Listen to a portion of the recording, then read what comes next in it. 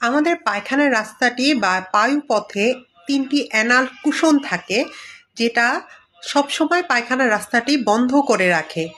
এবং যখন আমাদের পায়খানার বেগ হয় তখন সেই কুশনগুলো সরে যেয়ে মুখটা খুলে দেয় এবং আমাদের বাথরুম হয়, এবং তার পরবর্তী সময়ে আবার কুশনগুলো দিয়ে মুখটা বন্ধ হয়ে যায়। কিন্তু যদি কোনোভাবে এই অ্যানাল কুশনগুলোতে কোনো রক্তক্ষরণজনিত সমস্যা হয় বা পায়খানার রাস্তায় কোনো সমস্যা হয়, তাহলে পায়খানার রাস্তা দিয়ে রক্ত পড়া, ব্যথা হওয়া বা চুলকানিজনিত সমস্যা দেখা দেয়। তো আজকে কথা বলবো পায়খানার রাস্তা দিয়ে রক্ত পড়া বা পাইলসের সমস্যায় কি করবেন তার সমাধান নিয়ে। আসসালামু আলাইকুম, আমি ডাক্তার নাসরিন নিপা। আমাদের পায়খানার রাস্তায় যদি হঠাৎ করে ফ্রেশ বা তাজা রক্ত পড়ার সমস্যা দেখা দেয়, আপনি পায়খানা করছেন, তখন পায়খানা করার সময় ফ্রেশ বা তাজা রক্ত পড়ছে, বা পায়খানা করার পরে টয়লেট টিস্যুতে ফ্রেশ রক্তের ফোঁটা দেখা যাচ্ছে, বা কমোডে তাজা রক্ত লেগে আছে, এই জাতীয় যদি সমস্যা হয়, বা পায়খানা করার সময় মনে হয় যে পায়খানার রাস্তাটা গোটার মতো হয়ে বের হয়ে আসছে বাইরের দিকে, অনেক ক্ষেত্রে পায়খানা করার সময় বের হয়ে যায় এবং পায়খানা করা শেষ হলে সেটা ভেতরে ঢুকে যায়। অনেক সময় না ঢুকলে আঙুল দিয়ে সেই গোটাগুলো ঢুকিয়ে দিতে হয়। এই জাতীয় সমস্যা দেখা দিলে, বা পায়খানার রাস্তায় তীব্র ব্যথা দেখা দিলে, অথবা পায়খানার রাস্তা দিয়ে পিচ্ছিল জাতীয় পদার্থ বের হওয়া বা তীব্র চুলকানির সমস্যা দেখা দিলে আমরা বুঝতে পারি যে হয়তোবা আপনার পাইলস, হেমোরয়েড অথবা অর্শ রোগ হয়েছে। একই জাতীয় সমস্যা গ্যাস বা অ্যানাল ফিসারেও হতে পারে, কিন্তু পার্থক্য হচ্ছে অ্যানাল ফিসার বা গ্যাস রোগে পায়খানা করাকালীন সময়ে তীব্র ব্যথা অনুভব হবে, যেটা পাইলসের সময় সবসময় হয় না। আরেকটা হচ্ছে অ্যানাল ফিসারে রক্তের যে রক্তক্ষরণের পরিমাণটা পায়খানার রাস্তা দিয়ে, সেটা পাইলসের তুলনায় কিছুটা কম হবে। এছাড়া অ্যানাল ফিসার বা গ্যাস রোগে কোনো ধরনের পিচ্ছিল পদার্থ বের হবে না পায়খানার রাস্তা দিয়ে। এই কিছু কিছু জিনিস দিয়ে আমরা সাধারণ মানুষরা বুঝতে পারি যে আমার পাইলসের সমস্যা হয়েছে নাকি আমার গ্যাস রোগ হয়েছে। আরেকটা হচ্ছে, যদি আপনার পায়খানা আলকাতরার মতো কালো হয়, বা পায়খানাটা গাঢ় খয়েরি রঙের পায়খানা হয়, তাহলে সেটা সবসময় পাইলসের সমস্যা নাও হতে পারে।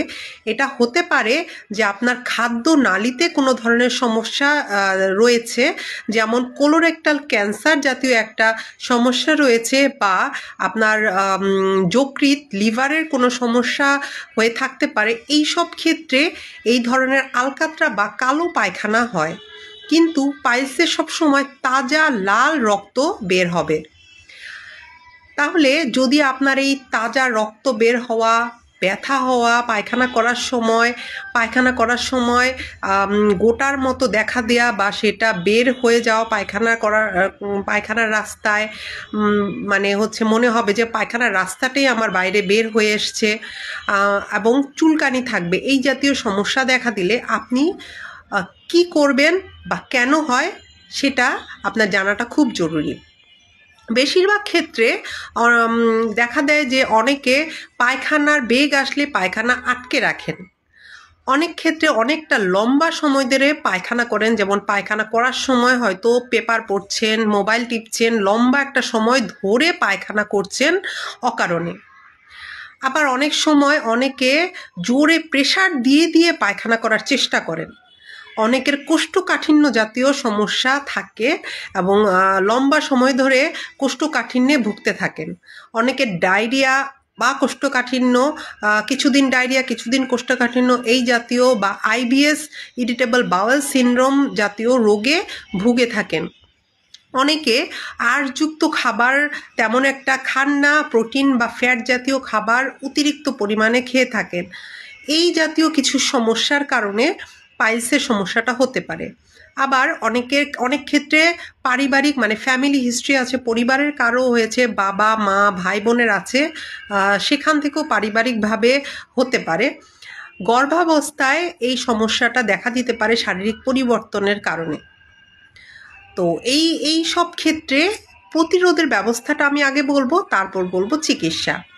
প্রতিরোধের ব্যবস্থা হচ্ছে আপনি কখনোই পায়খানার বেগ হলে পায়খানা আটকে রাখবেন না। অনেকটা লম্বা সময় ধরে পায়খানা না করে যতটুকু বেগ ততটুকু সময় বাথরুম করে পায়খানার রাস্তাটা ক্লিন করে চলে আসবেন। জোরে প্রেসার দিয়ে দিয়ে পেট পরিষ্কার করার চেষ্টা করবেন না।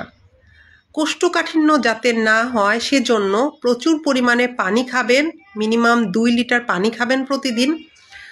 দ্রবণীয় আঁশযুক্ত খাবার রাখবেন আপনার প্রতিদিনের খাবারে, যেমন শাকসবজি, ফলমূল, লাল আটার রুটি, লাল চাল, সাবুদানা, বার্লি এই জাতীয়। অদ্রবণীয় আঁশযুক্ত খাবার যেমন লাউ শাক, কুমড়ো শাক, কাঁচা কলা এই জাতীয় খাবারগুলো একটু এড়িয়ে চলবেন যাদের পাইলসের সমস্যা দেখা দিচ্ছে। ইসবগুলের ভুসিটাও এক্ষেত্রে খুব উপকারী। এছাড়া আপনি কোষ্ঠকাঠিন্য যাতে না হয় সেজন্য নিয়মিত সিরাপ, ল্যাকটুলোজ জাতীয় সিরাপটা খেতে পারেন প্রতিদিন সকালে এবং রাতে 2 চামচ করে। এটাও আপনার পায়খানাকে স্বাভাবিক এবং নরম রাখতে সাহায্য করবে এবং কোষ্ঠকাঠিন্য মুক্ত রাখবে।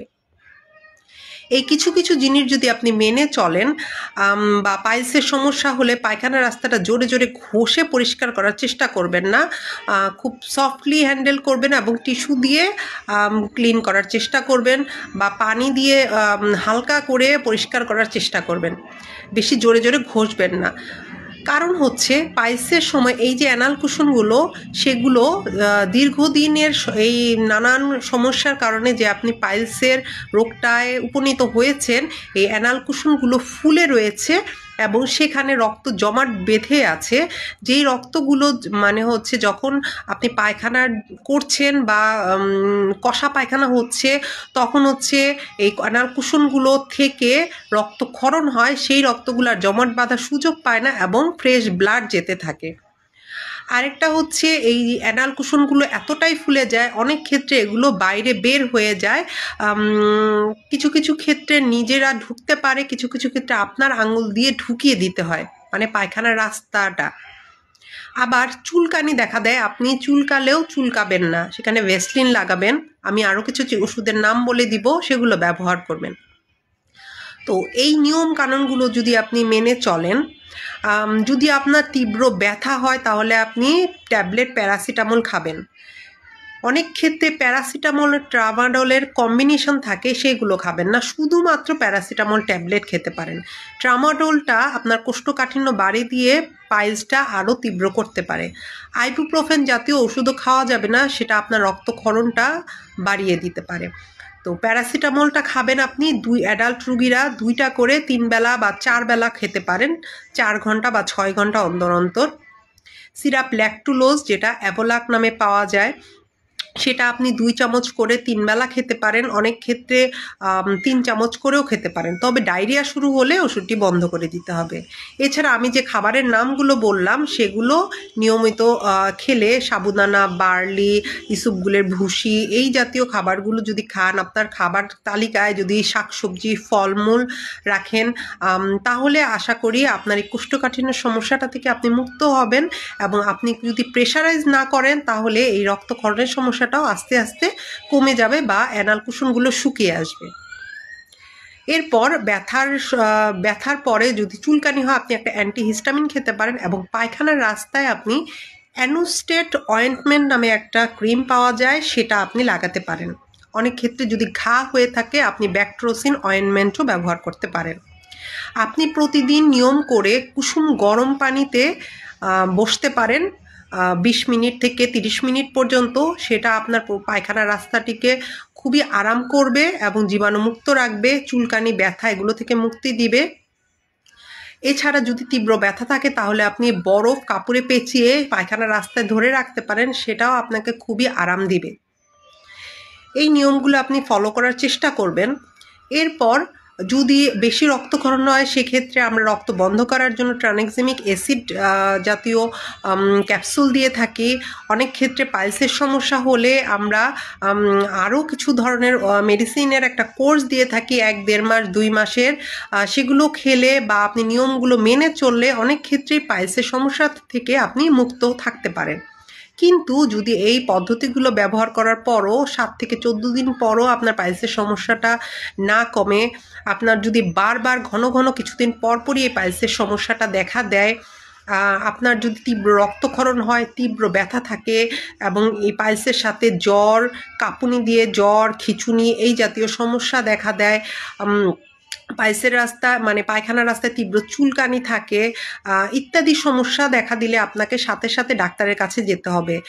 আমরা আপনার পায়খানার রাস্তায় পাররেক্টাল এক্সামিনেশন মানে ফিঙ্গার ঢুকিয়ে আপনার পায়খানার রাস্তাটা দেখব যে আপনার এই যে হেমোরয়েড বা পাইলসের সমস্যাটা কোন ডিগ্রিতে আছে, 1st ডিগ্রি, 2nd ডিগ্রি না 3rd ডিগ্রিতে আছে। সেই অনুযায়ী পরবর্তী চিকিৎসা প্ল্যানিং হবে। অনেক ক্ষেত্রে ডিজিটাল রেকটাল এক্সামিনেশনও করা হয় একটা মেশিন দিয়ে, মানে আপনার পায়খানার ভিতরের অবস্থাটা আমরা দেখি, যেটা বাইরে থেকে চোখে দেখা যায় না। ভিতরের অবস্থাটা দেখে বা রক্তক্ষরণের মানে কেন হচ্ছে এই মানে বিষয় মানে এক্সামিনেশনগুলো করার পরে আমরা নেক্সট প্ল্যানিংয়ে যাব যে আপনি শুধুমাত্র মুখের ওষুধ দিয়ে সারানো যাবে নাকি কোনো অপারেটিভ প্রসিডিউরে যেতে হবে। যদি অপারেটিভ প্রসিডিউরে যেতে হয় অনেক ক্ষেত্রে আমরা ব্যান্ড লাইগেশন করে দিই, মানে এই যে শিরাগুলো থেকে রক্তক্ষরণ হচ্ছে সেখানে রিং বা ব্যান্ড পরিয়ে দিই। আস্তে আস্তে এই রক্তক্ষরণগুলো বন্ধ হয়ে যায়, অ্যানাল কুশনগুলো শুকিয়ে যায় এবং রক্ত পড়া বন্ধ হয়ে যায়। অনেক ক্ষেত্রে এই যে গোটাগুলা যদি বাইরে বের হয়ে থাকে সেই ক্ষেত্রে আমরা হেমোরয়েডেক্টমি করতে পারি, মানে গোটাগুলো কেটে ফেলে দিতে পারি। সেই ক্ষেত্রেও পাইলস থেকে আপনি মুক্ত হতে পারেন। অনেক ক্ষেত্রে স্ট্যাপল হেমোরয়েডেক্টমি করা যায়। নানান ধরনের চিকিৎসা রয়েছে অপারেটিভ পারপাসে। সেটা আপনার কোমরে ইনজেকশন দিয়ে কোমর থেকে নিচ পর্যন্ত অবশ করে আমরা এই ধরনের অপারেশনগুলো করে থাকি। এরপর আপনাকে 3 থেকে 5 দিন হাসপাতালে থাকতে হতে পারে। তো যেই সমস্যাই আপনার হোক, যদি শুরুতেই আপনি চিকিৎসকের পরামর্শ নেন বা শুরুতে থেকেই আপনি এই প্রতিরোধ ব্যবস্থাগুলো নিজে গ্রহণ করেন ঘরে বসে, তাহলে আশা করা যায় এই পাইলসের সমস্যা থেকে অনেকাংশেই মুক্ত হতে পারবেন। আশা করি যারা এই সমস্যায় ভুগছেন বা যাদের পরিবারের কেউ এই সমস্যায় ভুগছেন, আমার দেখানো টিপসগুলো ফলো করে আপনারা খুব সহজেই পাইলসের সমস্যা থেকে মুক্ত হতে পারবেন এবং যাদের পাইলসের সমস্যা এখনও ধরা পড়েনি তাদের যাতে পাইলসের সমস্যা না হয় সেজন্য আপনারা এই টিপসগুলো ফলো করে এই সমস্যা থেকে মুক্ত থাকতে পারবেন। আল্লাহ হাফেজ।